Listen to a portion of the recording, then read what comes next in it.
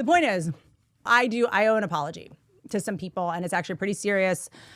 I feel bad. There's no easy way to say this. I do need to openly apologize to a couple people who have accused me of hiring bots to watch my podcast or hack the numbers of the podcast. I am not even erudite enough about bots to know what exactly I'm being accused of, but I'm going to apologize anyway.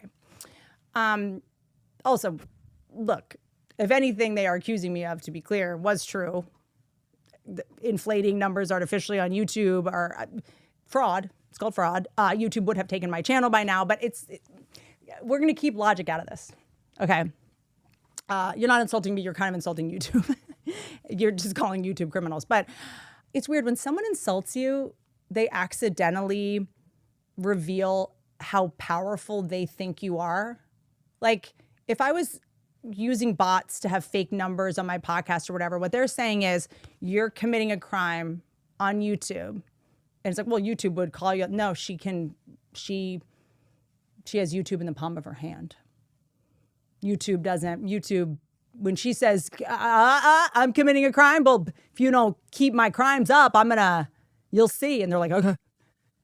Like if I commit fraud and then I have so much power that I convince YouTube to not take my channel down, like the company's like, okay, fine, we'll just fold. Rather than have Whitney be mad at us. Like, why don't we do that? If you're ready to tank your channel, we could get into that. Can you get away with doing that?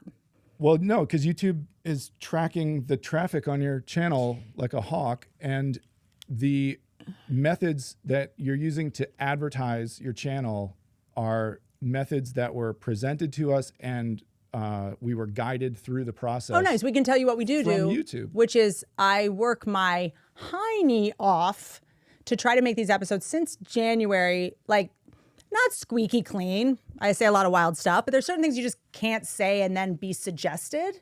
Like we're doing like manual review from YouTube. They can watch the episode and go, hey, like if you leave this thing in about, naming the people that you believe abused Shirley Temple with their home addresses, we can't suggest this to other people in YouTube. Do you want to cut it? And I'll go, fine, yes. And then we can use Google Ads and pay them, which everybody pays to advertise everywhere. I mean, it's like having a billboard for a sitcom. It's like someone 10 years ago seeing someone having a billboard for a sitcom, being like, they're using billboards to promote their show. Like feed the thumbnail of the show to as many screens as possible. That's right. And if they click on it, great. If they don't click on it, fine. If they don't watch the whole episode, fine. But, I do want to hear about this because I'm kind of obsessed with, like how this is done. Because I don't even think the people that are accusing of it maybe know what's happening. It's like, I just kind of want to know because, how like women watch shows about like how other women murdered their husbands. Like, I just want to know how they did it. I'm not going to do it. They're not just pushing the exposure of the thumbnail to a bunch of people. The bot situation is literally a warehouse full of iPhones that are coded to comment on your show. But we don't have that many comments. That's the other thing, is that people go like, oh, you're using bots to do comments. I'm like, well, here's the thing. We do auto block comments.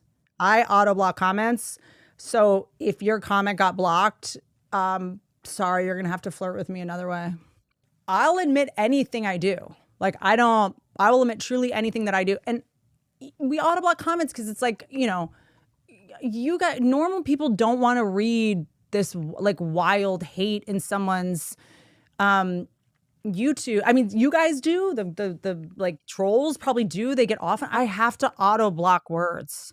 Okay. I'm sure you can guess which the words are, but I can't say any of them on YouTube or my video won't get suggested in the algorithm. Right. So this is just something that we're doing. Last January, YouTube tells us, hey, here's the stuff that's going to stop you from being able to be a suggested video or to be promoted, right? It's medical stuff. Like you noticed this year, I'll say like, I can't say that, Pat. Can I say that? I'll come up with a stupid word instead of the actual word to try to get around it. This is what we did in network television forever. They'd be like, you can't say Powerade or you got to say Gatorade because we have a deal with Gatorade. I'm like, no problem. Like, I'm sure. Why not? The point is to stay as small as possible, but say that thing.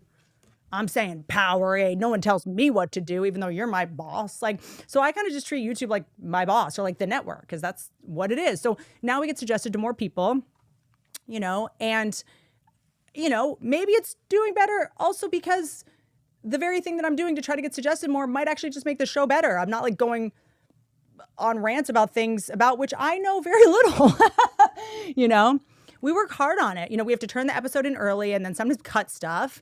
And there's certain things I don't get to say. Fine. It's like, I had to stop having guests. That's the other thing, is like this coincided also when I stopped having guests because, I don't want to cut out stuff that a guest is saying. You can't say anything that's sex, drugs, violence, medical, politics. I don't want to cut my friend. I don't want to cut Bobby Lee talking about his childhood trauma, which involves someone with Down syndrome.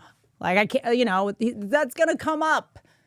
Honestly, if me talking about how we have to not say certain things and that's why our numbers are better and not bots, and when I'm making the example, that's what gets kicked us out. I swear to God, this is what they wanted. They wanted me to do an episode where like, it's because I don't say these words. 4 views. But I'm sorry. Like, honestly, like at first I was kind of, my ego was a little bit like, but I think I owe an apology. I'm sorry. I'm sorry that you have to talk about me.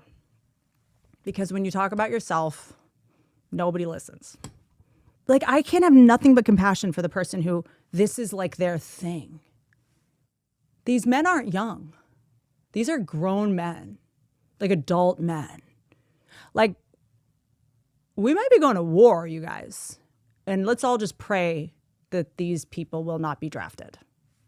Pray that they just keep clacking about me, Googling my numbers and counting my comments, because we can't have these people on the front lines. They'll be like, hey, wait, some of these soldiers look like robots. That drone strike was totally botted. Yeah. They'll be like, hey, those soldiers look like robots. Their shoulders are way too big. No man has a shoulder that big. Yeah, they do if they're not online all day. Clacking.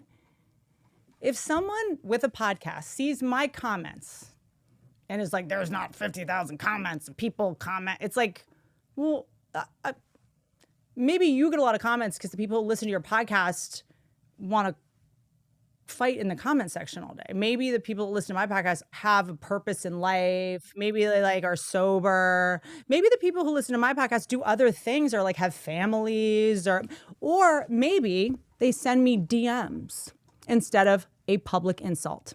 I respect a DM. I've had plenty of people go, hey, this new podcast, like, I don't know about this. That wasn't right. And I'm like, dude, thank you. Whitney Cummings addressed the fact that she buys views on her podcast and she's denying it, although it's 100% obvious. Many people have talked about this. So she feels she has to address this. She is 100% lying. She does 100% buy views. And the comments thing proves it. However, I will give her this. She is like a politician. And she does have some plausible deniability here. Then I will say, when she first came up with that, because, like, the number one thing with the comments, like, your podcast has millions of views, but 500 comments, that never made sense, and that was 100% always the nail in the coffin to the whole argument. Well, of course you're buying botted views. But when she said she auto-blocks comments, and, like, a lot of them in pre-blocked words, that kind of makes sense. You know what? That kind of would explain that away. And like, she's corporate, she's like major. So I don't know, maybe that is a thing. Like I said, she's 100% lying, and I 100% doubt that. However, that is kind of plausible. That I could see that maybe being a thing that she could do. I think that's a lie, and she's just using that as an excuse. However, to even think of that, though, maybe there is, like, a hint of truth there. It is plausible. Like, if, like, she came out tomorrow and, like, just proved it somehow, I wouldn't be 1,000% shocked. I'd be like, yeah, I guess that kind of makes sense. But she's feeling the backlash once again. What's that weirdo rant about guys on the internet clickety clacking away? People on the internet need to stop complaining about people on the internet. I've had enough of it. It's enough of this shit. If you're on the internet, stop complaining about people on the internet.